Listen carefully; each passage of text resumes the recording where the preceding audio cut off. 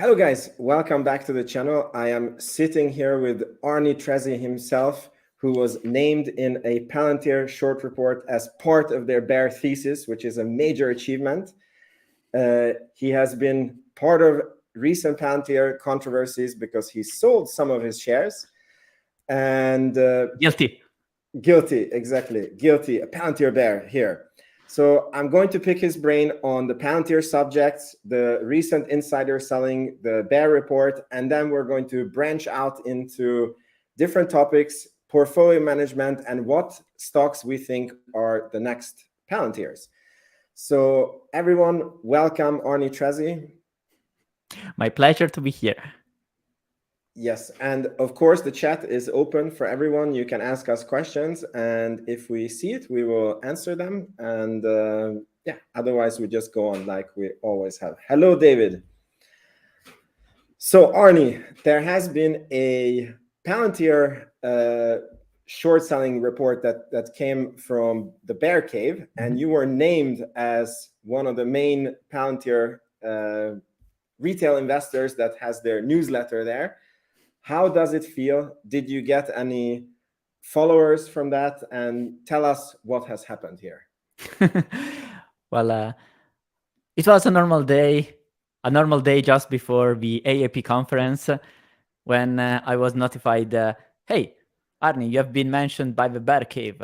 The Bear Cave, like that Bear Cave, because this publication, the Bear Cave, is a huge publication in the world of FinTweet, Substack, because it made a very strong reputation for identifying companies that are fraudulent, they have misconduct, and basically they were, I can't say responsible, but obviously they clearly influenced market dynamics on certain companies that were shady. And in the case of Silvergate and other crypto companies, basically when the information Edwin, so the author of the Bear Cave, shared, the stocks collapsed brutally. And what happened now is the Bear Cave wrote an article quite aggressive on Palantir, identifying Palantir as an AI imposter that is misleading investors because in reality is just a consultancy company. And it has a lot of misconducting activities related to corporate governance, how they inflate the financial numbers. So, are we scared? And I realized, hey guys, the due diligence that we are actually sharing together over these months actually is so strong that when I read the report, I purchased the report because I was really curious to see, okay, I can admit I'm wrong, even if I've been studying the company for more than 2 years, actually 3 years now. But maybe there is something really important missing, something that I'm completely biased and I don't see it. And frankly, I was surprised that I read the report and was, okay, but what's new here? I admit I was disappointed because let me ask you the question. You're a short report, you're short, you're an analyst of a hedge fund, and you smell something on Palantir. What do you criticize? You're asking me what I criticize about. I mean, it's very tough for me because, as you said, like we have been doing so much due diligence that, yeah, I don't. Yeah, this is when you will say that Vince is too bullish, but I don't know what I would go into because the stock-based compensation is coming down. Like the only thing I could argue is that it's currently maybe too high, but it's on a trajectory down. You know, that the growth is not warranting the price where it's currently at, but logically you can infer that the growth is going to go back up based on all the indicators that are there. Maybe that the people have the founding shares, but again, that's not really a problem, for example, in Google or Facebook. I don't know. It's a tough one. So you see, you are already going into the more complicated stuff. But this report started from saying, okay, this company is very influenced by retail. The retail investor hype around Palantir is hard to miss. And then is where Palantir Bullets was mentioned, because one Palantir investor launched Palantir Bullets, a newsletter created to provide the investors with knowledge and tools to spot asymmetries between narrative and reality on Palantir. Like, I'm definitively hype. And then they shared another comment of I don't remember if it was Chad promoting a Discord where 1,000 investors focused on Palantir, share memes and stock charts. And then there was also a comment of someone very happy that DCA'd all the way down.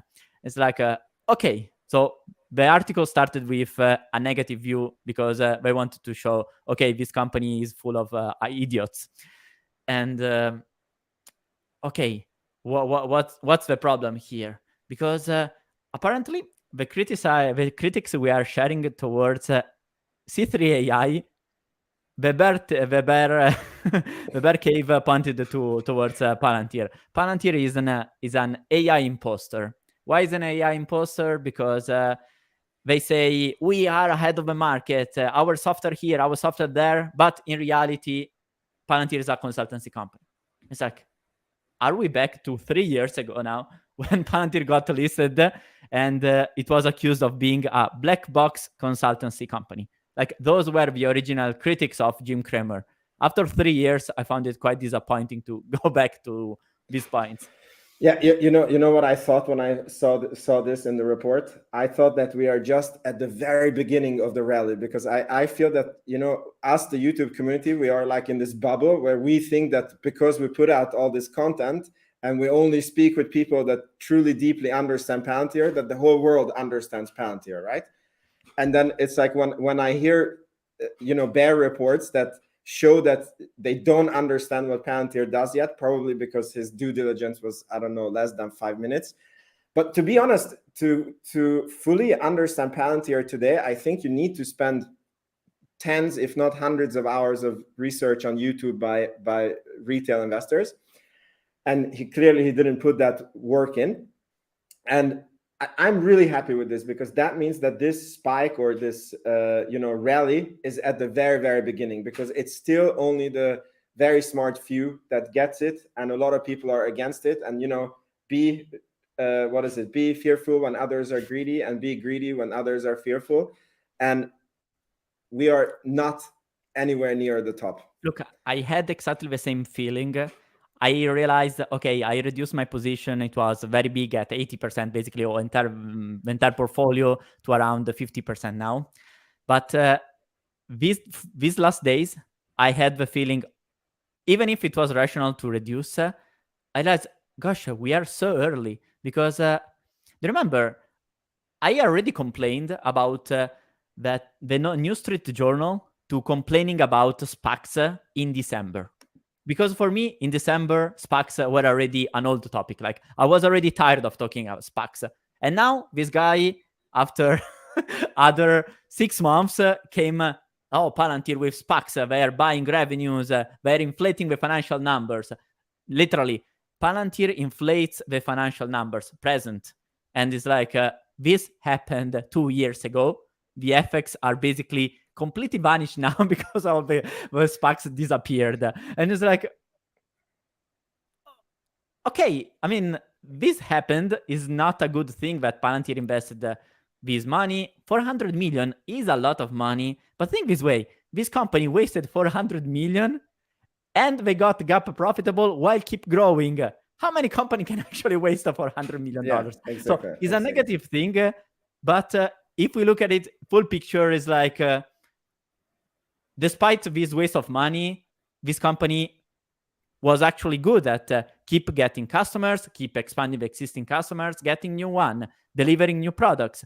So overall, they had the luxury of wasting 400 million with the potential upside, which could have been very big, not only from the revenues they would have collected from the SPACs directly. If the SPACs paid entirely, basically all the cash flow would have repaid the investment, plus also having the equity stakes that potentially maybe they could have made good results. Reality, all the equity part is almost destroyed. So you see, Palantir has been criticized for these contracts, but the reality is that Palantir was in a position where they could actually lose. Like they are criticized for having constrained basically the SPACs of I invest in you, but you will get my software. And that's a fair criticism, I would say, because other companies simply didn't think of it. Palantir exploited the situation. So they tried to do something unconventional. By the way, it's not so unusual. That's the same thing that happened with OpenAI, ChatGPT, and Microsoft. Exactly. It was the exact same thing but that Microsoft because it's invested Microsoft, with. is fine. Yeah. Salesforce, By the way, and all the other companies do similar agreements, but for them it's fine. Palantir does this with SPACs. SPACs obviously went bad, but Palantir is bad. And you know what is interesting is that Palantir itself answered then to the SEC saying, look, the investment approach, like the investments we made, was made exactly with the same features of a deal with other investors. So we were not privileged. We had another agreement, the commercial agreement with these companies for the software. And a proof that actually these things were not related, well, they were related, but they were two different contracts, is in the fact that some companies, some SPACs, are still paying for the software, even if Palantir basically liquidated the position. I don't remember exactly which one were, but do you remember in the last months, Palantir liquidated these positions. So again, in my mind, SPACs is something that was peculiar, was maybe needed in order to make the initial flywheel spin a little bit faster. They maybe were concerned about, okay, we know we have this stuff. We need to try to boost up growth because we need to get that initial traction just to make people see what we are doing. And overall, it didn't go well. Okay, go on. Is it something that impacted directly the health of the business? No, as we said before, 400 million wasted, the company keeps producing free cash flow. And if Palantir didn't invest in SPACs, right now, basically, we would have 400 million more. But what we would have left? We would have left R&D, we would have left maybe the opportunity that some of them went to the moon directly. So, which, by the way, still can happen. It's just because not all of them are bankrupt, and you only need like one or two to succeed spectacularly, and then you. And it's also an experience. Imagine if they start like now they have 3 billion in cash. Potentially, right now, Palantir is in a position where if they wanted, they could invest 1-2 billion. But given the experience with SPACs, where they wasted only 400 million, if now they make something similar, they would be 1,000 times more cautious about doing that. Also knowing the repercussions in terms of perception of the business, because it is not nice when you have the Wall Street Journal, the Financial Times going against you, or you are buying revenues. Yeah, by the way, so interesting. I think I wrote on Twitter that, changed my mind. I think Karp is a fantastic sales guy. And you know how he came out and he's like, we're the outsiders and we don't speak the Wall Street language. And I think that has changed 110%. Maybe it was true when they did the DPO and Karp didn't know what Wall Street wanted. But I feel like in Q2, like in Q3 2022, they did a pivot. And then they started focusing on like, what does Wall Street want to see? Okay, let's give that in all the communications, all the accounting, all the everything.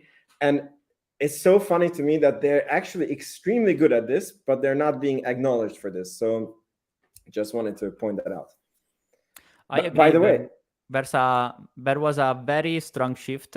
Probably he stayed very strong at the beginning because he wanted to set the DNA. It was like, we are not sold out to Wall Street like some other companies that fall from the sky, neither from a company that has a ticker that go very trendy now. We are this way. We don't fall to Wall Street rules initially. Yeah. By the way, is it true that you have an interview scheduled with the Bear Cave author? because I saw it. Amit commented something about it, and Amir now it's up on the screen. Well, Amir is writing that Amit managed to get an interview. I don't know about Amit. Okay, sorry. I saw Palantir Vision is going to have a chat with Edwin. I think. Okay.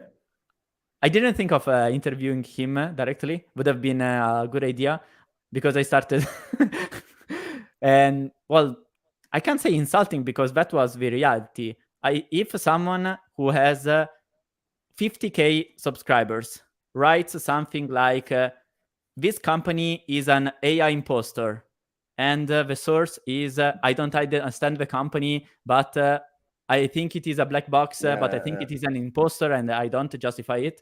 My answer straight was, you are the imposter, you are the fraud. Yeah. I don't know what went wrong here. Like to get to this conclusion is like, you know, when you get like the people who don't get Tesla, you get the same people to spend 5 minutes on Palantir, and then it's like, okay, it's a consultancy. Like that's how you get this. But as you said, this is again the opportunity. Like these things make me realize, okay, we are early. We, as a community, we are making a very good job because nobody basically got scared. Like the idea that someone was shorting was more scary than actually the real content of. You know what? I think the whole Palantir community is like, yes, we want the stock price to go down and load back up. Exactly. I think everybody was like, yes, a good bear report. Oh shit, no, it's a bad. I think that could happen because think this way. Now, the more the stock rises, and I would say from a financial standpoint, purely on valuation, the stock is already borderline with being expensive. This only looking at with metrics, not on the full picture. I know because I want to say something here because I think it's so funny. I think that the Palantir stock market community is one of the smartest community, I think, on all of YouTube, right?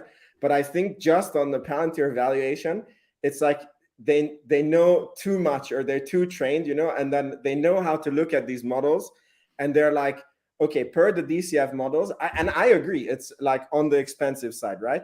But I think that the market is very much pricing in that we are going to have a re-acceleration of revenue based on, you know, what happened to NVIDIA, based on, you know, the Carp's interviews.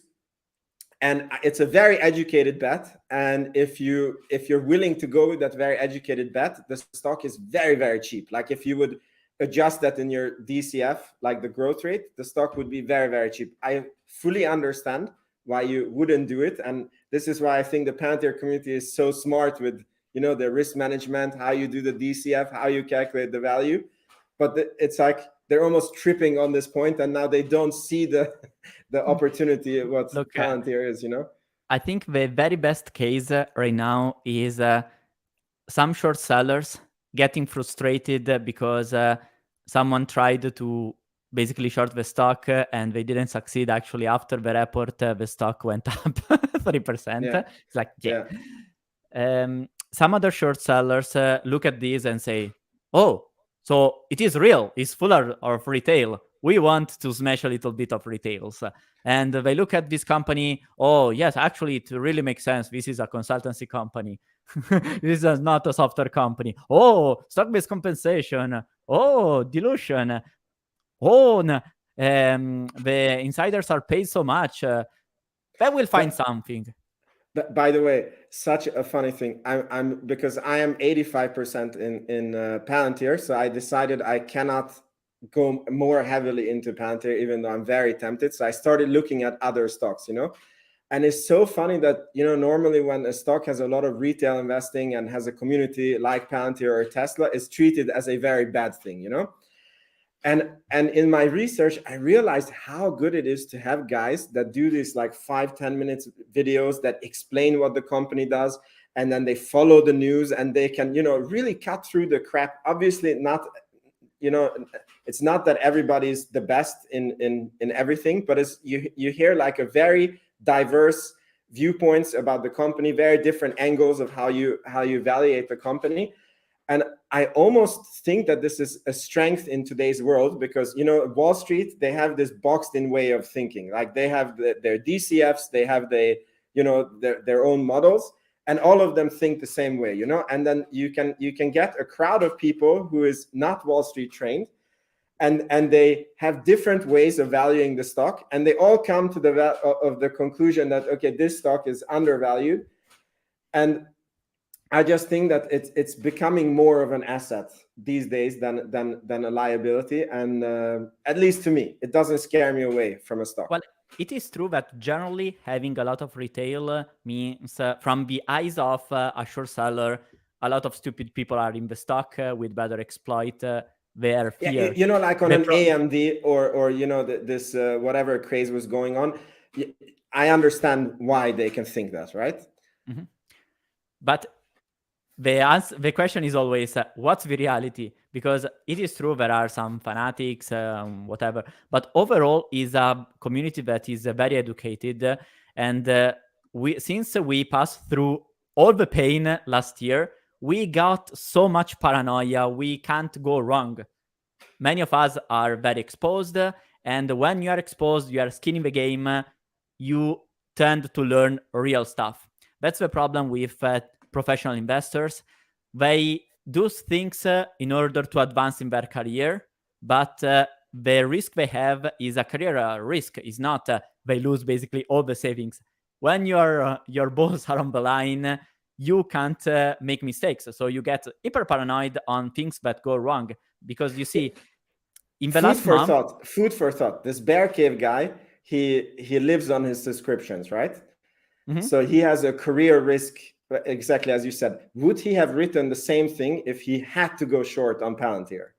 No, this report would have not been enough to short a company decidedly. This report is made in order to get money from subscription, and it was not worth it. But that's the risk when you have distributors that don't assume risk. And that's already a risk inside the hedge funds, because they manage someone else's money, and probably with their own money, they wouldn't do the same things.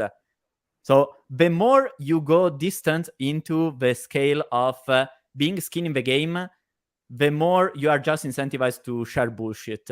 The more you are close to the real skin in the game, the more you just try to cut through the noise, because it's a matter of survival. Survival makes you learn. No, as absence of skin in the game makes you share bullshit. That's the principle. Yeah. I mean, it's also because, in this case, bear shit. Exactly. I was that was a good one. I was, spending a lot of time thinking what went wrong with Tesla in 2019. Like, how could all the analysts have been wrong about the company? And one of the answers that I came to is that, as you said, they don't have skin in the game. And for them, it's easier to be over careful and miss very big opportunities, because they are just trying to, match the market or beat the market, So of course, when they look at Tesla and it's still unprofitable, you haven't seen any profit. Like, if you do the retail math and you just draw the charts and you go like, okay, every other auto company gross margin is 6%, 7%. Tesla has, 30 something percent. Every other auto company goes from the gross margin a few percent down, and that's their bottom line. So if you would extrapolate that, Tesla could potentially go from 25 gross margin, 5% down, they have a 20% profit margin, and then they would just say that has never happened. No other auto company does it. Auto companies only do. That's too risky to even say that to customers, even though that's what the math tells you. It's like, no, it's too risky to. Absolutely. What I learned as an analyst, which was actually something that really prevented me from exploiting Tesla, even if I realized, okay, this company is truly strong, but the numbers were bad, and I never had to professionally analyze Tesla. I did it on my own, and I saw, okay, when this company is actually burning so much cash, like it is the definition of uninvestable. And once you start having that paradigm in your mind, you just try to convince yourself, okay. And from a from a professional standpoint, if you stick to consensus, you're always not wrong. So you'd better try to always stay in line with what other analysts say.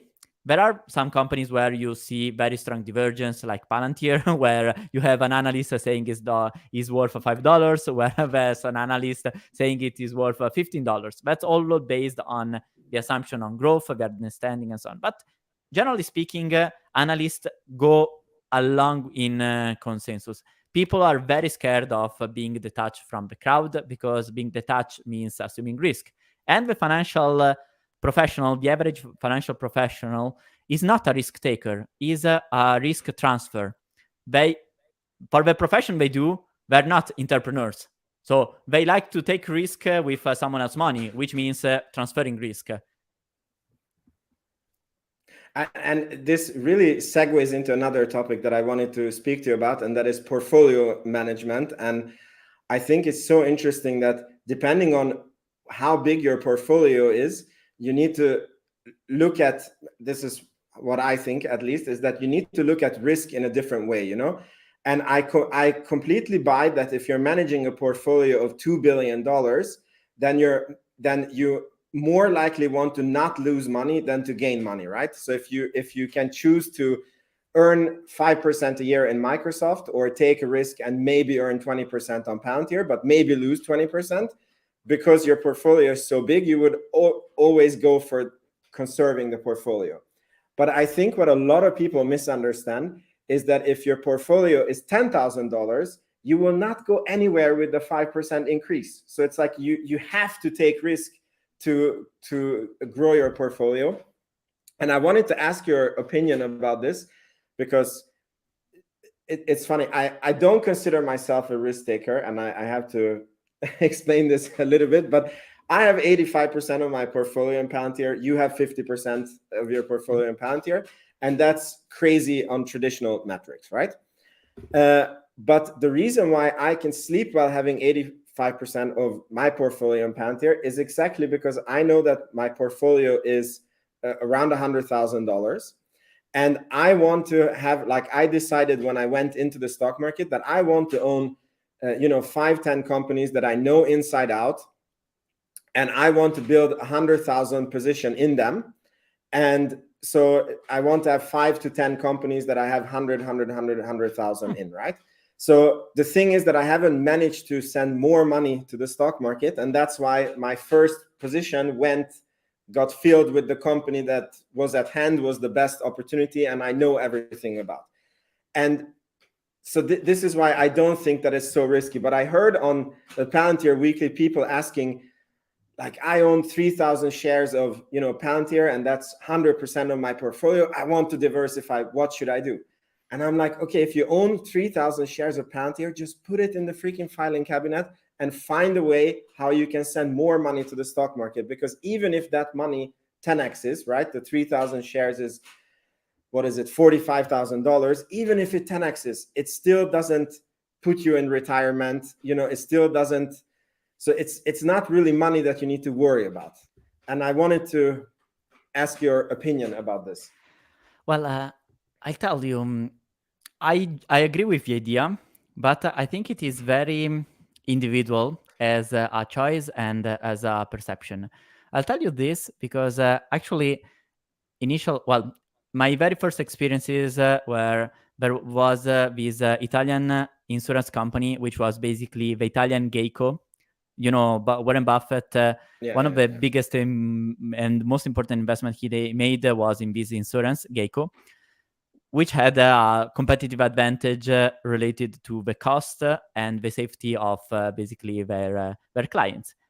This Italian company had a very similar ratio to Geico, a crazy good price, the insiders were buying, so perfect matches, and basically I started investing only in that. All my first salaries went only in that. Then it was purchased, like the management made a take private on that, so I couldn't do any longer. But initially, even if my portfolio wasn't that big, in the 20, 30K, for me, that portfolio was already huge. And I was managing it as if they were like a 200, because my perception at the time as first a student, and mainly when I was getting my first salaries, those amounts were already incredibly big. So it is true that if you have 300 shares, meaning 30, 40K, potentially it would make sense just to add on the bank account, but it also relates to the skill you already have and the mental calmness you can have in having that much account, because you talk about that amount for an Italian, that amount is already incredibly high. For a US person, that amount is already relatively little. You talk with a Singaporean guy, that amount is basically peanuts. Lunch money. But let me ask you this way. In Italy, would the 30,000 like put you into early retirement? Absolutely no. Yeah, because I feel that a lot of people trade on the stock market because they want to build wealth and they want to like take care of themselves when they retire. And I feel that sometimes people don't do the math of like what it takes actually to do that. I give you an example. I was speaking to a colleague of mine, actually co-owner in my company, and she said, I want to invest into Bitcoin. And she said, and I said, okay, but it's super risky. And she's like, yeah, but I will just put like $500 in it. And I asked her, like, but why do you do the investment? And she's like, what do you mean? Like, I want to be part of the crypto. And I said, okay, if you lose that money, does it do anything to you? No. I'm like, if the money 10x's, so it becomes from $500 to $5,000, does it do anything to you? And then it's like, no. Okay, if it 100x's and it goes from 500 to 50,000, which has like almost 0% chance of happening. I mean, it was when Bitcoin was in the 20,000 range, I'm like, would that change your life and put you into retirement? And she's like, I mean, it's a big amount, but like, no, I would need to make a lot more. I'm like, yeah, then why do you do it? Like, it takes your time, your attention, your money. You need to follow it up. And I'm like, well, if it doesn't, it really depends on the spirit with which you make it. If you make it like, okay, it's a bet, rather than betting on sport, I bet on Bitcoin, is one thing. If you invest some amount with expectation of getting real return, it really depends on what you buy, why you buy it, how you buy it, when. So again, is another thing. Or maybe, for instance, I started investing with the idea, my goal is not to have a job and then I'll also invest and gradually I will build wealth. I started my career, my first internship, that in my mind it was already absolutely clear. Okay, one day I want to become a really top investor. One of those you speak about, now on Twitter you see the threads on this guy compounded 40% for infinite years. I want to be that kind of person. Therefore, everything I did has been related on I want to master my investment skill. Now, chances are I will never get there, but at least I will try my best to get there. So hey, I don't know. You got Palantir. That was a very good start. So well, for me, that is actually a proof that a proof of concept. Exactly, because after I detached from investment banking, I worked 2 years under a former boss of a major investment bank, basically where I was working. But I realized that as the financial world works, as soon as you don't have a brand, even if you're hyper skilled, like I learned directly 2 years from a former boss of the best equity research team in Italy. Okay, but since I didn't have the brand any longer, I couldn't get into hedge funds. They didn't want me.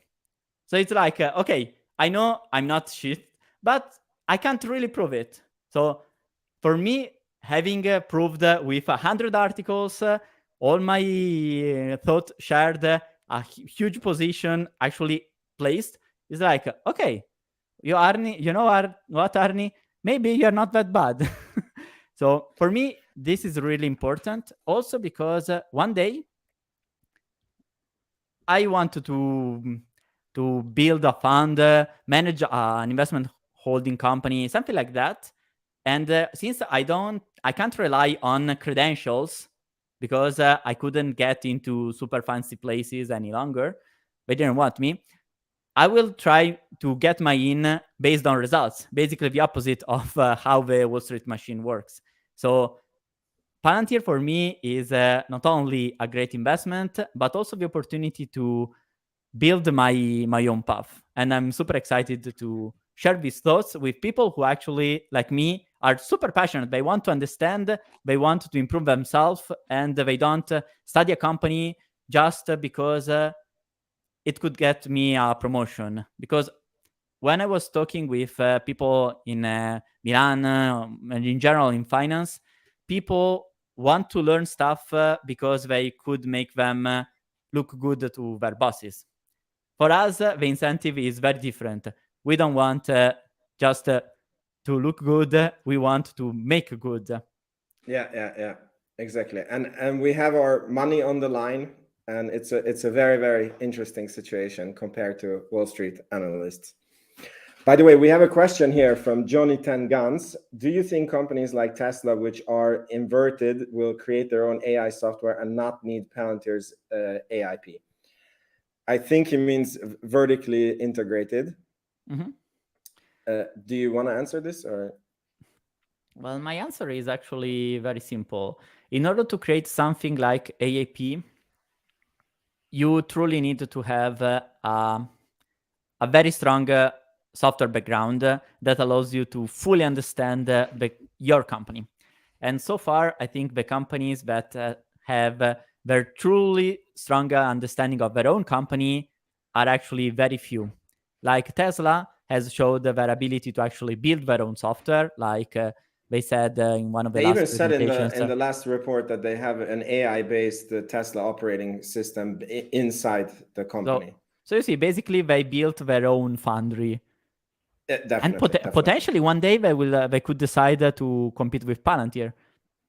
Who knows? Maybe they do like Amazon with AWS. I don't think so, but potentially it could be that. So. But how many companies actually will be able to do that?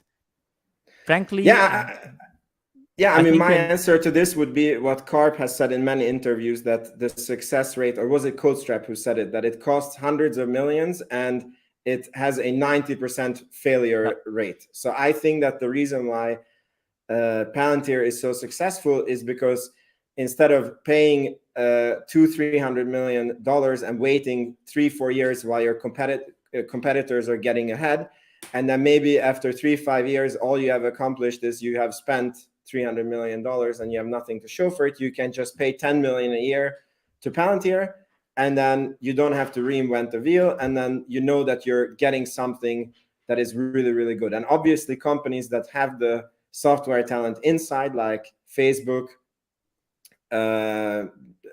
Meta, Google, Apple, they don't need any of these.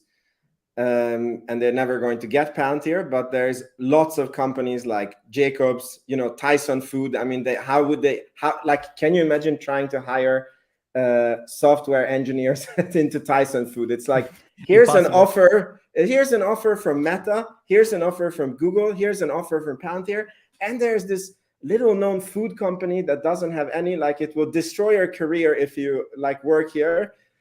Yeah, it's impossible to recruit talent. You said something very important related to talents, but it's not only about talents. And I'm connecting with what was shared at AAP.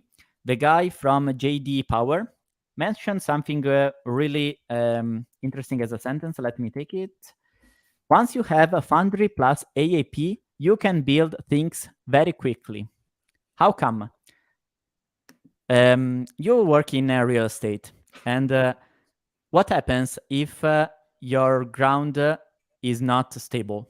Basically, everything you build on top of it can be really shaky. So you need to have very, very strong foundations. But if you have very, very strong foundations, potentially you can build a skyscraper. If your foundation is weak, you can try build a skyscraper, but the risk is that will collapse. Software, from my understanding, works exactly in the same way. If your foundation is good, you can build a lot of stuff, a lot of complicated stuff, and they can get more and more complicated. If your foundation is weak, it's very hard to build stuff. What Palantir has been focused on in the last 20 years, not 1 year, 2 years, 20 years, is building the foundations to build good software. That came initially in the form of let's integrate data when everyone is making messes. Right now, their focus is focused on ontology, but the essence is always the same. Palantir is obsessed with making data structures right, with the right infrastructure, with the right way to build applications on top of this infrastructure. You can build monster applications that are stable and they don't fail. Basically, by avoiding failing in building new applications, you create value and you advance. And the end result is Palantir spent 20 years of research to build this infrastructure. Now, everything they build now works. So what's really impressive right now is thinking that having built this huge infrastructure, Foundry alone already has more than 100 applications inside it. And on top of that, they keep building new stuff. And the new stuff, even they are able to build it very fast and works. With AAP, they can even have applications built in minutes. AAP, build me these applications in order to blah, blah, blah, blah, blah. That blew my mind. That blew my mind, by the way. I mean, this is a huge difference because so far we have seen the widespread open AI is you have the data there, you ask Sorry, the data. This comment. If Palantir would be able to tell McDonald's how to be more efficient at making burgers, I'll go all in right now. Well, I think Palantir could fix the ice cream machines at McDonald's. What's wrong with the ice cream machines? They're always broken. But by the way, I was the McFlurry one. Sorry, the McFlurry. The McFlurry, yeah. You didn't see on Twitter that when Elon Musk bought Twitter, then somebody wrote like, "Can you buy McDonald's and fix their ice cream machines?" And then like Elon Musk answered like, "Hey, I can't do miracles. Like I'm not." So, but by the way, there was here a really good point by David Agin. I hope I say your name correctly. I don't think your name is Agin, but yeah, hope I said it correctly. Scarcity of competent engineers make Tesla as a competitor unlikely, in my opinion. So what I think is because Tesla has a lot of competent engineers, but it's not necessarily software engineers. And I feel that Palantir, with their pay structure and the stock-based compensation, is like sucking away the data analytics talent, right? So just like as Tesla, SpaceX is sucking away the space talent, Tesla is sucking away the car engineering talent. I think it's because Palantir is getting the best of the best of the best. It's very hard for other companies to collect up engineers to actually compete with Palantir. The war for talent is real, and actually that is the big advantage the big tech have, because they have a brand, and potentially, if you have seen it during the pandemic, in order to avoid that all this talent goes somewhere else, they can say, okay, now we hire a crazy amount of people. Then we fire them, as they're actually doing. But actually, if you hire people... Did you hear this one on Facebook where the lady was hired and they couldn't give her anything to do? So she was like sitting at the desk and getting 6 months pay for nothing. It was in the newspapers. I didn't see, but it's true what you said. Like she was basically hired so that Google and other companies don't get her, and they didn't have a job for her. So she was doing nothing for 6 months, and then she was upset that she was fired when Meta is cleaning up the employees now. It's crazy. Well, while obviously TikToks are like cherry picking on things, there is always some truth behind the trends, and frankly, the TikTok that were emerging of the big tech, basically, I woke up, I go to have breakfast at the company, I have another coffee with my mates. We have one call, and then we go out to lunch, and then we party. That was the day, the typical day in the life. I mean, obviously that was exaggerated, but there was some truth on, okay, people are I mean, going there. in the All In podcast, David Sachs says that no, it was Jason who said that they know someone who is working at Facebook and at another startup company, and then the actual work that they work from home, and the actual work they put in is $10, and they collect like 250,000 from Facebook and 300,000 from the startup, and they work 10 hours, work from home. I mean, that is a sign that something was clearly wrong. I think things are back to normal. I see finally Mark Zuckerberg now is okay. Zuck is back. So I like the new wave of Silicon Valley. Probably, I would say the AI wave create a new mission. I think people were got too used of the same things. They were all chasing advertising. Now they were doing basically all the same things. Now with AI, it's like, okay, a new gold rush. Let's shuffle things up. You know what's weird with this is that like when ChatGPT came, tell me if you see the same thing. So I thought that there's certain things that only this ChatGPT can do, and then it's going to be one of the most valuable things because it's just proprietary tech, right? But it seems like that somehow when people understood how to create LLM models, then there's so many companies now who have other LLM models like Google Bard, and that I heard that there's even Shyam was talking about it, that it's not even, it's just a tool, and it's the applications that are going to be built with the AI. And I see all the tools that I use Canva, and they sent me an email that now we have AI in Canva, and you can write in that you mark an object, and then let's say I'm holding a knife, and then I can mark the knife and say, you can say, make it a scissor, or make it a candle, and then the AI just changes it. Then I got an email from Elementor, which is the website editor, which is apparently, I think, like 70% of the websites are done with Elementor or something like that. And they also sent me an email that now we have AI, and I haven't managed to check it out, but I imagine that it's the same thing that you say, like, I want a website that has this picture on the top, and then it should be selling this, and it should have, and then it just writes the program for you. And then I feel that if every company can suddenly incorporate AI, then suddenly this edge sort of goes away, what ChatGPT had. So what's the edge? Exactly. So I think Palantir was really smart in seeing this. I think they understood very early that the model per se is just something to incorporate into an infrastructure. Because if you look at it, like, the edge of Palantir is not actually the AI and the fact that you have this chat function now on AIP. The actual edge of Palantir is that they're able to safely and securely handle the data. They have the granular controls. You can audit the system because there's so many. You remember, what's his name?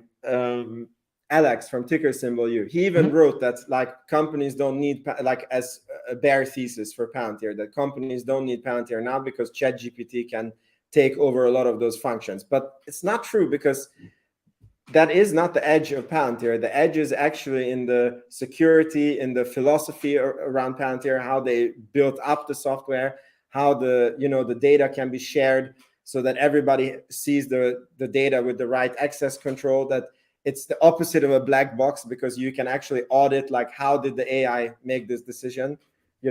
How did the bear cave even miss this? Well, the bear cave neither understood Palantir is a software company, so don't pretend too much. Yeah.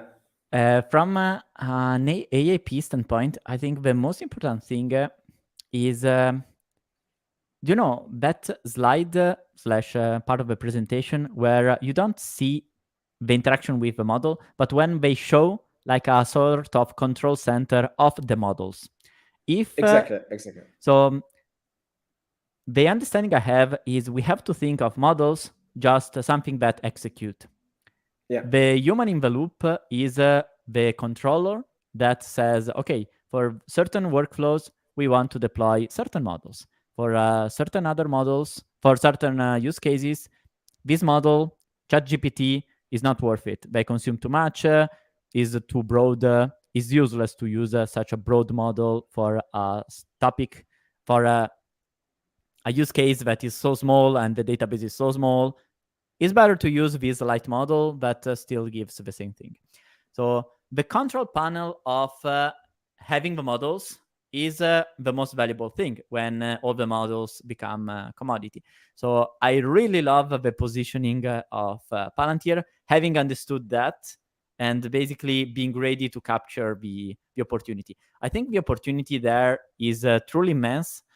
The key factor is Palantir every day getting one step closer to become the standard?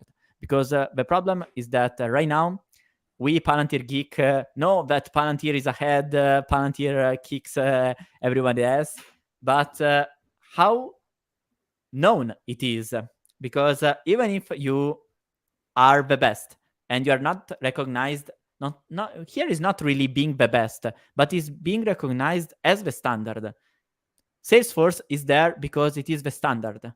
But you see, this is where I feel very safe because of their go-to-market strategy. Because think about it, they, like, if you take Snowflake and Palantir, Snowflake goes to the smallest customer, sells this standardized solution, and then the customers like scale up as they use Snowflake, right?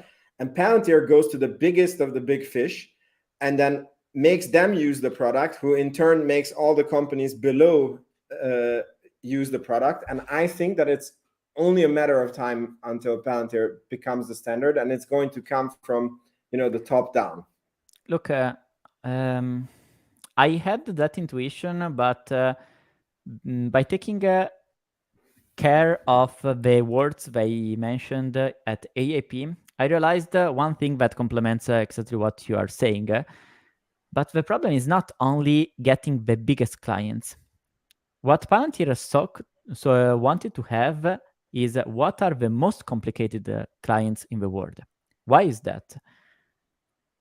Typically, the biggest clients are also the most complicated, but among the most complicated clients potentially Palantir could have, we can think of manufacturing and basically, all the sector. But if we think of the government with the CIA, FBI, special operators, that is the most complicated regulated environment.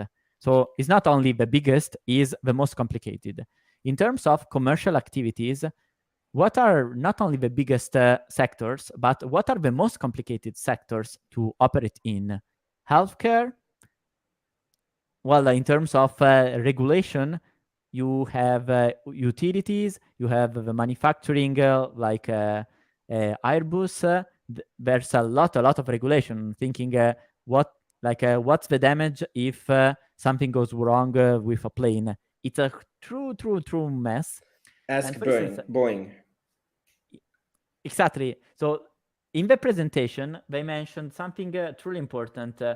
Is everything we do, we need to ensure that we can prove how that decision was made. We need to basically always be in a position to justify why that decision was made. And this is true, for instance, in healthcare, when you say, I allocated the bed, the hospital bed with this criteria. This is also true when you have to deal with an emergency, because I realize when we talk about utilities, I always think of something just boring staying there. The problem is the job of an utility is actually do everything that is boring so that when there is something that is unusual, they are ready to react to that situation. Like we saw in the video of the storm getting on the grid, creating a blackout, but it's exactly the same thing that also Jacobs showed. You need to be in a position where even if your sector is boring, extremely boring, your job is to prevent that something that is not boring, so an external event, to create disruption, because the disruption Your job is to keep your job boring. Exactly. And in order to do that, you always need to be in the position of controlling, and in case something happens, show why certain decisions are made. And that's actually a true mess, especially if these boring companies don't have the software stack to actually create something that works effectively. So regulation, when we're talking about the client acquisition phase, I think it is really important not only to mention Palantir went to the biggest clients possible. Palantir wanted to go to the most complicated clients possible. And that is how you become the standard. Because if you can solve the problem with the most complicated cases, you become the standard for them. Then for everyone else that has a relatively lower degree of pressure on this topic, what you do? Well, Palantir is already a standard with the most complicated cases. Let's take it. Yeah. Oh, there's a very interesting comment here from Adam Weathertall. I'm sorry, there's so much comments right now that I saw that he was commenting before. I wish I could discuss the details covered in the NDA I signed.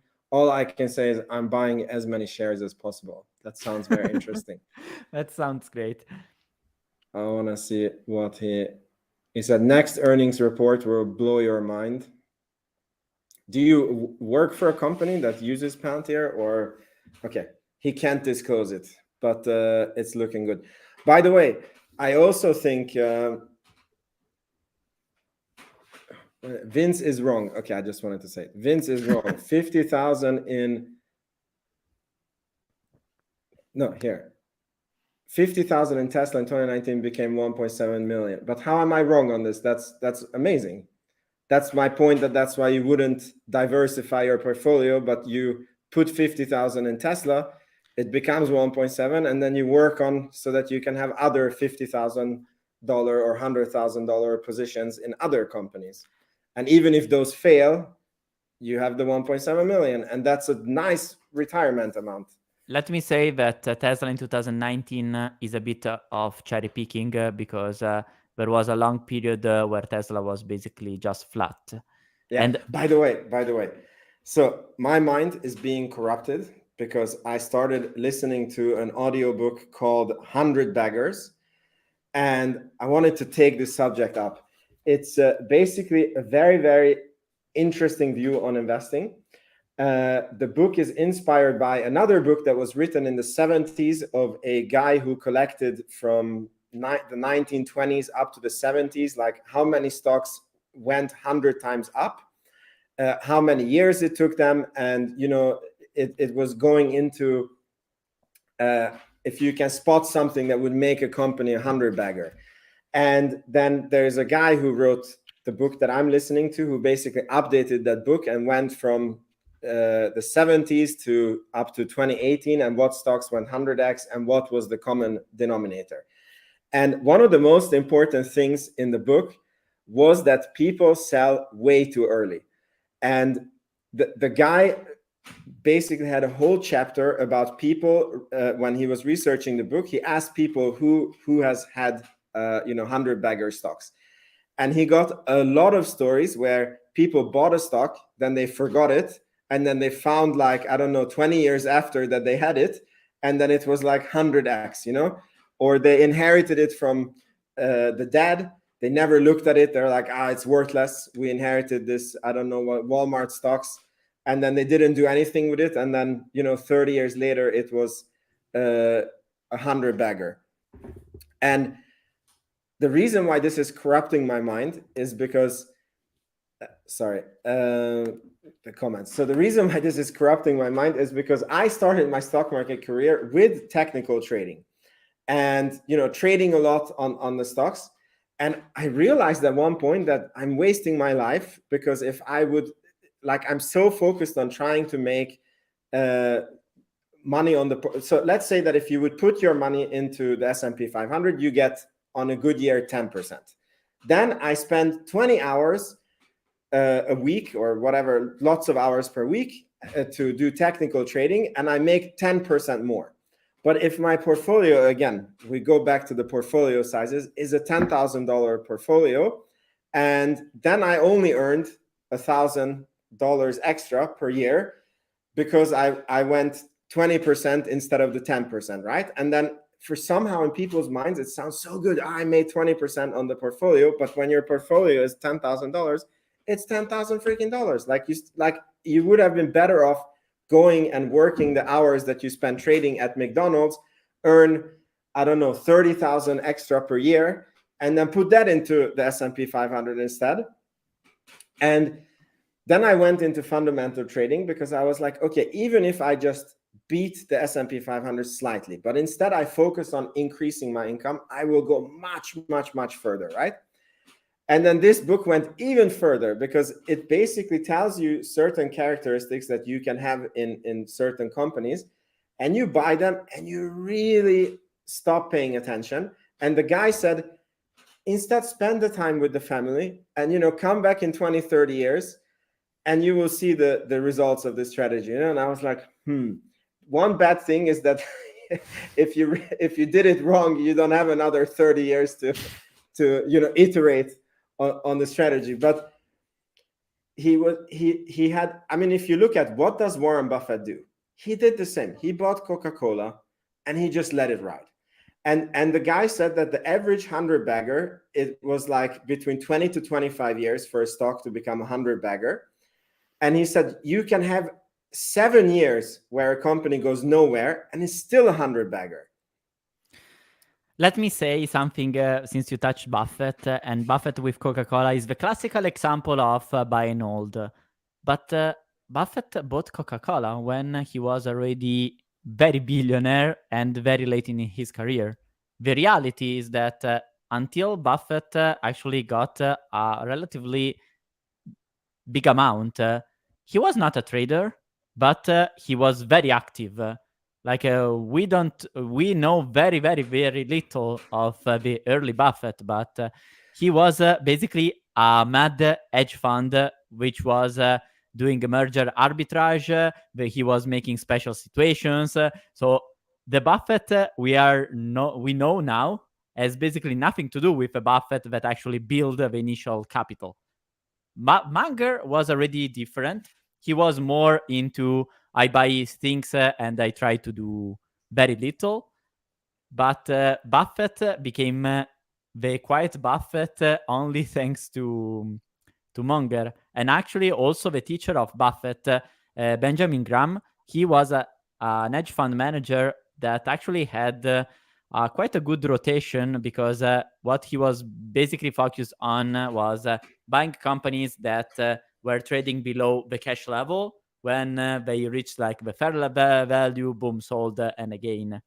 So be careful when we think of Buffett as the guy that has always done that, because also with Coca-Cola, basically Buffett bought Coca-Cola when it was a growth stock. Now, the definition of growth stock now is very different because what was considered a growth stock back then, right now is still considered a value company that nobody cares. Like a 15% grower paid like a 20x PE is still a growth company. Like as I grew up as an investor, that is already something that really pushed is not a quiet investment. Okay, now the growth investment thing. Just look at Palantir. The growth goes from 25% to 18%, and it's like exactly. So the definition of growth has changed very much over the years. But I was thinking exactly this morning about. I'm very invested in Palantir right now, and why should I keep this position, or why should I keep, or why shouldn't I? Because there is that famous example of Carl Icahn, who bought Apple and made a killing with Apple because he entered, he pushed Apple to basically buy back a lot of stocks. So he entered at a good price. Apple started buying aggressively, and he made like 50% in 2 years. By the way, with Palantir, I made better in less. But it was a very good investment at scale with billions. The problem was after he decided to get it out. At the time, Buffett entered and basically entered into an Apple that was already buybacking shares. The price was good, and the growth was recovering a little bit. It was those years, 2015, 16, were the years where basically Palantir, Apple stopped growing, and they started saying, our focus will be not more on hardware, we will become a software company. And back then, many people were suspicious. Apple was trading at a PE of 10. So the price was outrageous. The company, meanwhile, had so much cash that already with the cash they were producing and they had in the bank, that would have been a bargain. What's different between an Apple and a Palantir? The fact that Apple was already in the phase where they were returning a lot of cash, while Palantir is in such an early stage where basically they are not seeking to maximize profits. They were for sure not return capital any longer. So even if I don't want to sell further, I realize that there is a big risk with that component of the portfolio that just stays stuck for many years until you reach that point where finally the company will say, okay, now on, we can't keep the margins compressed any longer. We will have the margin expansion. But so far, I think even if it's not what I hope, especially if the price stays flat at this, the price could potentially stay flat for a couple of years, especially given the recent ramp up that makes the price being a little bit stretched compared with the traditional valuation methods of DCF and so on. You know what? Here I want to disagree with you because you're right that it could stay flat, but I think that because this AI bubble is, because people are calling it a bubble, so I'm also going to call it a bubble, even though I don't think it's a bubble. Like, these things take years to play out. So for me, what is much more likely is that Palantir will run up to like $25-$30 and stay there for a few years, because I think that it's going to look extremely overvalued. But for me, what is not likely is that this AI buzz, like it was 1 month up and then like the buzz dies, suddenly sizzles out, I absolutely agree with this.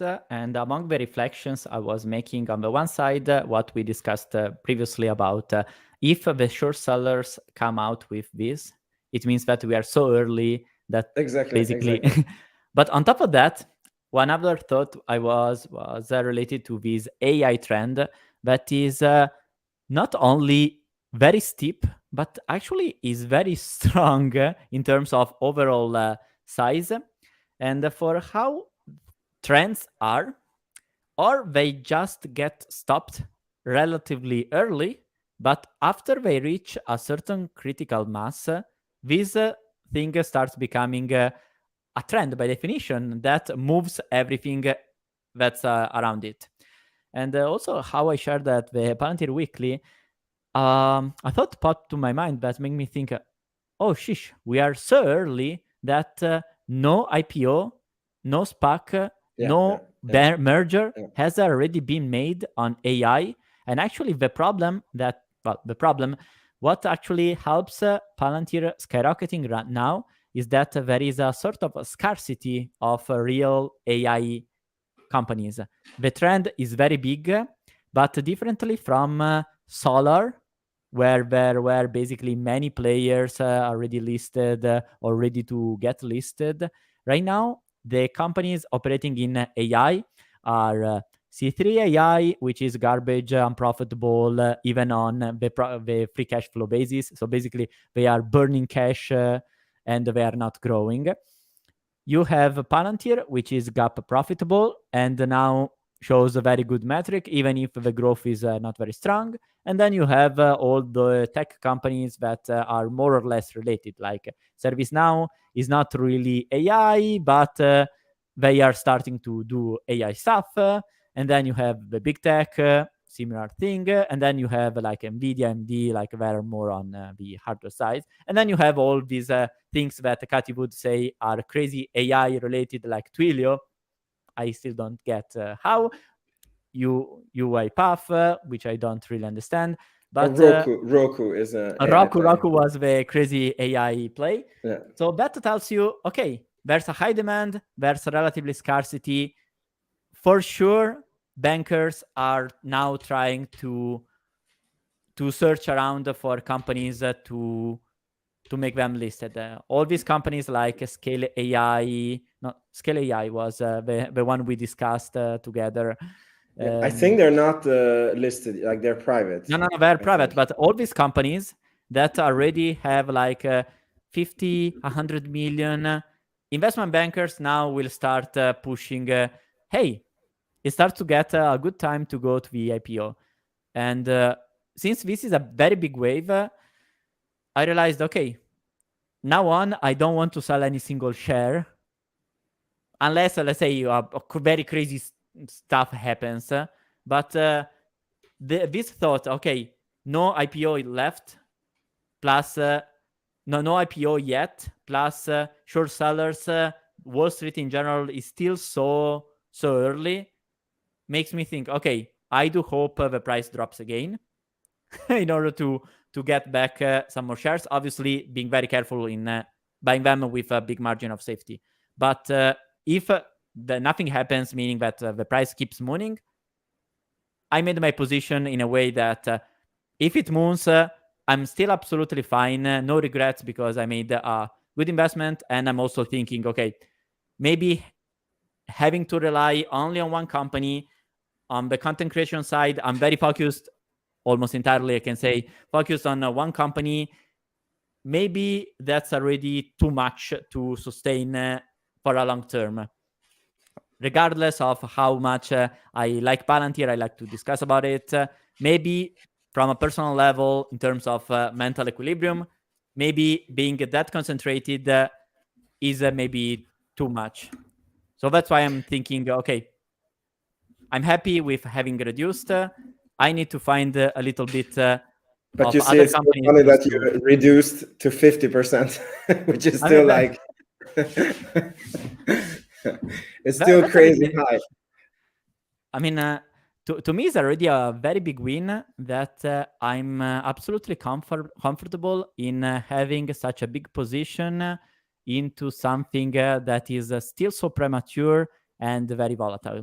But it's because we're Palantir ruined, or I don't know. Like I have also been looking at other companies, and it's like, like on Palantir, it's like it inside out. And then I was looking at Mphase, I was looking at Booking.com, Airbnb, and this is what I mean, that I was reading their 10Q, I was reading their balance sheet and this, and it's so empty, because like on Palantir, the items, like on the balance sheet, like that this is the specs, that okay, this is what they mean on this, and that the stock-based compensation, and like, and then how do you call it, I want to get the same amount of certainty when I look at the other stocks that I'm very interested in, and the only one that I feel that is on a similar level is Tesla, and that's again thanks to the fantastic retail community that is behind Tesla. That's the problem. Once you go Palantir, you realize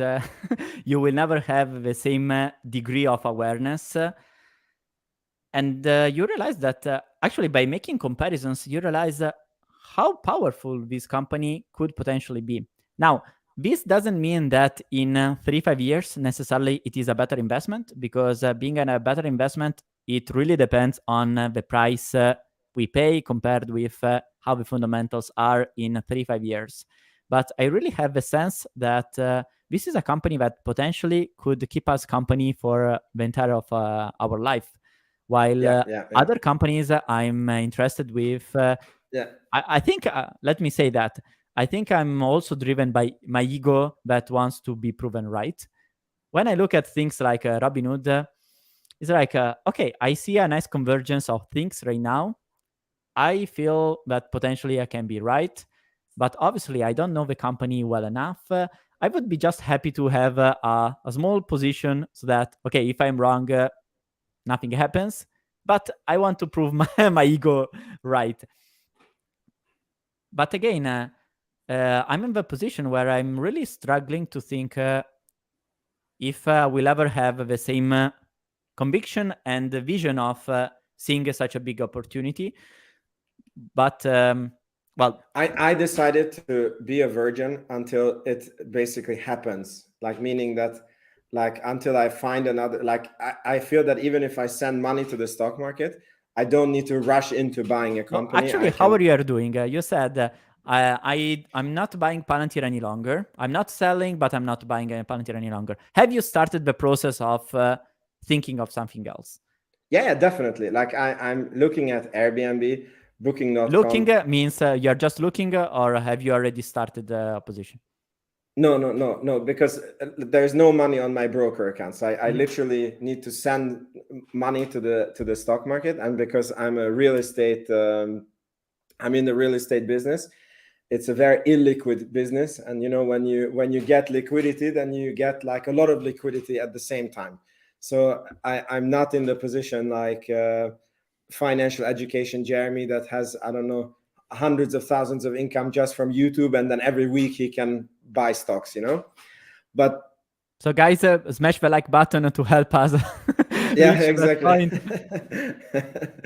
But by the way, it's so funny. The I think your YouTube channel has been blowing up very much. Mine is also doing quite well, and I think this last month I made like $130 on YouTube, which is like a laughable amount.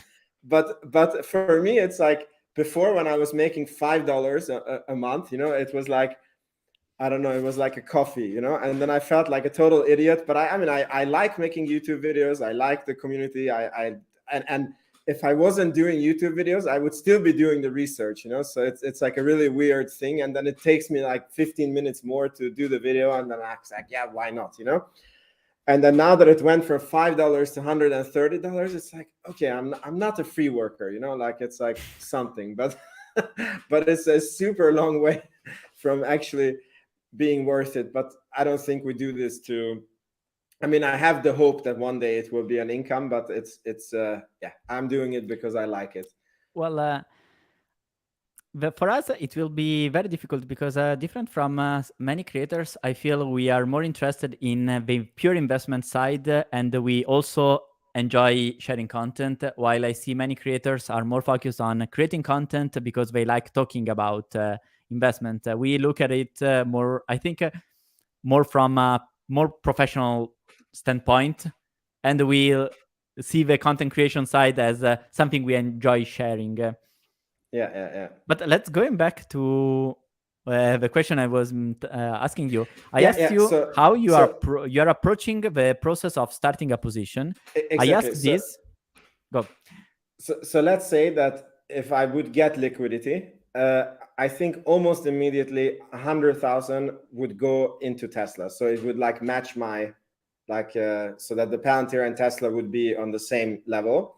But if I would get more liquidity than $100,000, I think that the money would be sitting on my broker account until I find until I can do enough research to have the same amount of conviction. Because this is why I told you that my mind is being corrupted, that I want to buy a company that I'm like, I can have this for 10, 20 years. I know that it's in a growth field, and yeah, and that I can So just you follow the would go quarterly. straight 100K boom in Tesla No, no, because no, you no, already no. Sorry, Tesla, yes, but because you not. already made basically years of due diligence. How many years of due diligence you have on Tesla? Oof, I mean, I think, yeah, 3 years at least. That is like quite seriously following the stock. And Okay, and would you do that, like, if you received today all the amount, you would go straight at the current price, or you would set it at like a certain amount, certain prices, or just influenced by this book, you say, okay, the important thing is just to have it? Yeah, I mean, okay, Tesla is a bit tricky because I had almost a deal that went through in the company where I would have gotten quite some liquidity out. I don't want to say how much in December. And at that time, my plan was that I was going to put all of it into Tesla and Palantir. Tesla was at $100 and Palantir was like below 7, I think. And I'm quite pissed that it didn't happen because yes, we see what happened to the stock prices. But the thing with Tesla is that okay, okay, how do I express it? You know, like when you have this conviction about a company, and for example, on Tesla, I feel that you have the FSD. So if you look at just as a car company, the price is like fair value or a bit more than fair value right now, you know. Mm-hmm. But I feel that you have this FSD, the robo taxis, and none of that money is calculated by the analysts into the stock price, right? And I think that potentially it can be a situation that I can buy the stock now at 200, or I can wait and maybe miss the stock and never have a chance to buy it at that level, you know. And that risk of missing this fantastic stock at the 200 price, it makes it worth it for me to go all in now. And yeah, maybe it comes back down to 150, but to be honest, I don't know. I don't know. And then what else would I do with my money, you know? My answer would be keep it in bonds. Right now, bonds to me are relatively attractive. I know that compared with something that goes 2x, 10x, 100x at 30% per year is what's that? But with this, I see myself a lot as a value investor. For instance, I love Tesla as a company. I've been following it quite well. Initially in 2013, 14, but very sporadically. I'm following it more, not very closely, but keep following. And I would say from a pure numerical side, right now is not overpriced as it was clearly when it was in the sky, where the predictions were super positive.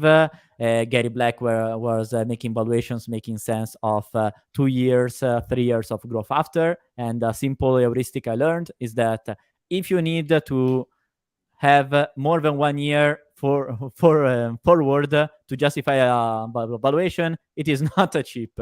And Gary Black was keep pushing these valuations. Oh, in 2026 will be cheap. I was like, okay, this means that it's not cheap now.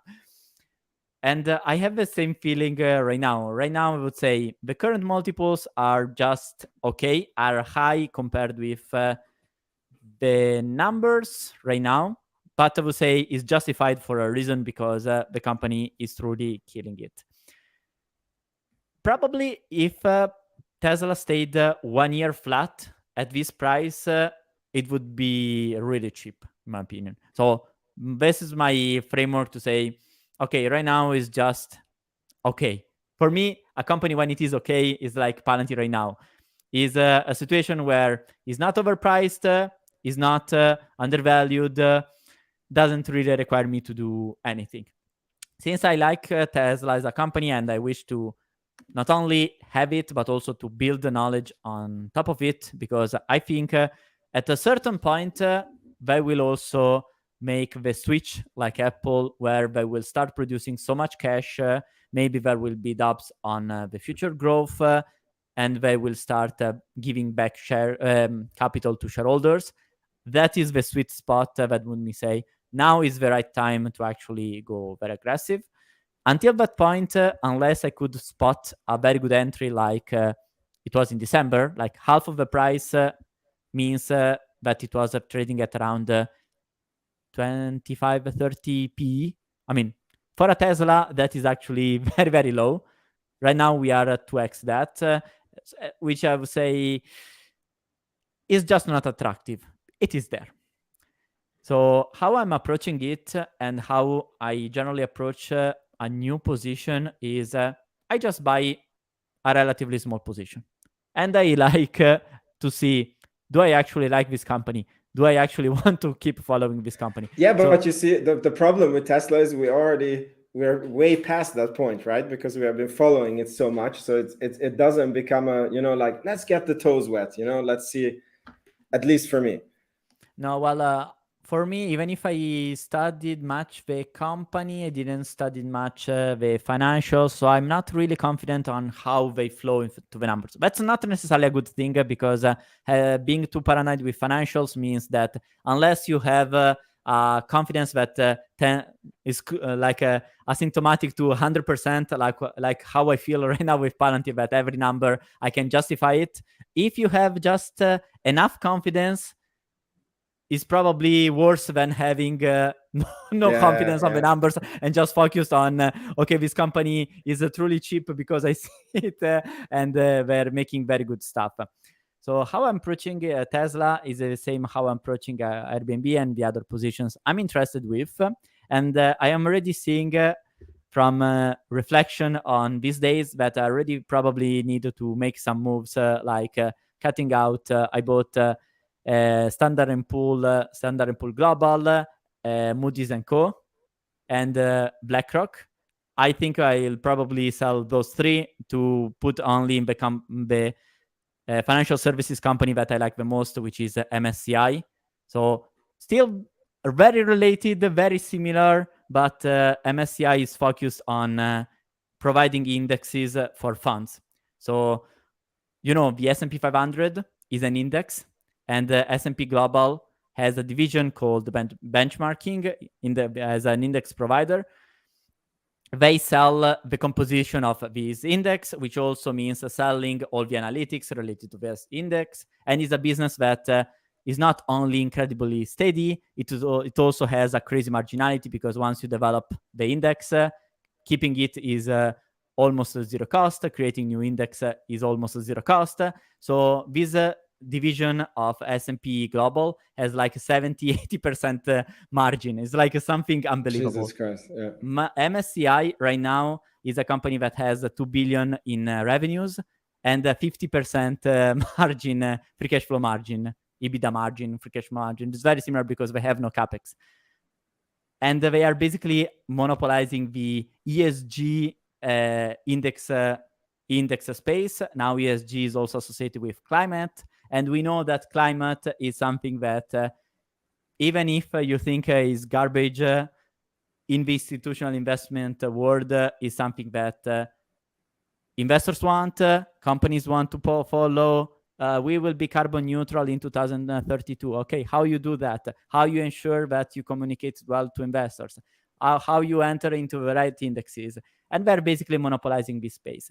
So this is what was connected with the think I was thinking before. Right now I have 50% in Palantir. Palantir is my biggest position. But realistically, a position where I would really go confident and I could switch my mind off would be a position like MSCI at a very good price. Right now is just okay, it's not a very good price. But potentially an MSCI at a PE of 25, 30. With that condition, I would put a lot of money and I would sleep extremely well, thinking that if a market crashes, the company can buy back very aggressively. In 2022, they buy back 10% of their shares, meaning that even if the company grows in terms of revenue 10%, the net income grows maybe 15, 20%. With a 10% reduction in the number of shares, the EPS grows 30%. That's the inverse of Palantir. That's why I see a huge risk with Palantir because, a huge risk. A risk not related to the business. I see the risk related to the stock, mainly driven not only by the valuation is now a little bit stretched compared with fundamentals, but I believe the growth will start kicking in again. So with that, it will be balanced. But more from the standpoint of the dilution. The dilution will still be there. And if, let's say, Palantir grows 20%, so accelerates still a little bit, or even goes 25%, with a 5% dilution, the real growth in the business for us as investors, it will be like 20%. So you see that, yes, it's still much, but is something to be considered. So these are connected to also what we said related to ICANN. A position like MSCI potentially would be a better position where to stay and let it compound for a relatively, like, let's say, 5-7 years. Palantir is more that kind of company that maybe stays in this range for 3 years, let's say something like that. Especially now they said, we'll be very aggressive on just taking clients. We will unlock a lot of value and we will get paid late. So if we translate these components into an algorithm, to my eyes is we will take at least 6 months to unlock value. And from there on, the client will start paying us well. Done this for many clients, in my opinion, we will see an acceleration much in the number of clients. In the revenues, I'm still not sure. What do you think about that? Yeah, the same. Like I was actually going to put a post on Twitter. By the way, after this, I really have to run. So I was going to put a post on Twitter that basically the market is pricing in that Palantir is reaccelerating the growth at the current price that we have. And I was thinking that on the next earnings, three things can happen. One is that they disappoint on the growth and they are not really getting new customers. Then the stock price crashes like crazy.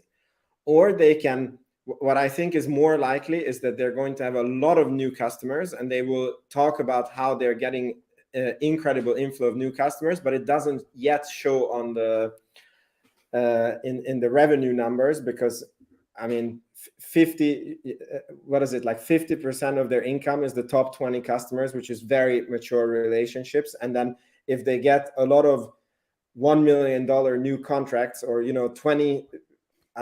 50 new customers that bring in 1 million per year, it's only a 50 million increase. It's like it doesn't even do anything compared to the other customers.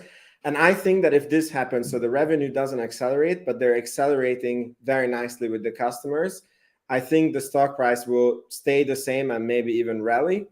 And yeah, the third thing could be, which to me is unlikely, exactly as you say, because of what Alex Karp said, that the revenue is growing up and the customer numbers are growing up. But I really don't see that. If that happens, it's a mega bullish sign. Then you and me missed something in the analysis and they have some secret money printer in the basement that they, yeah.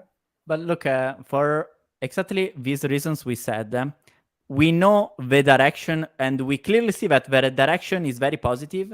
We objectively have a lot of uncertainty of how the next quarters could develop, because the management can actually choose pricing strategies. It's not like this is the price, this is the amount of units you sell, you see the revenues. The management, we have evidence right now that in terms of monetization, they do whatever they want. So I think having the direction is the most important thing.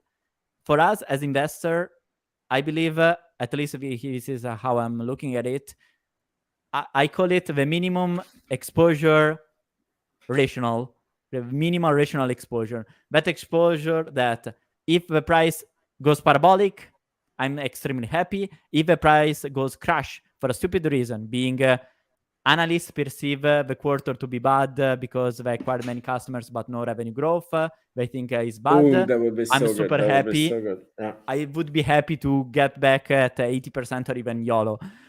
If a short seller report comes and says something that is not a problem, I would be extremely happy. So that is the way I like to manage my mental serenity. Meanwhile, especially bonds have a good yield. I'm not incentivized to rush into position. So I started a position in Tesla, in Airbnb, in Robinhood, but are more, I want to be proven right. rather than, okay, this is a real position I take. Yeah. Awesome, Arny. I need to run. Thank you so much for this chat. It was amazing. We had, I think, at one point 70 plus people.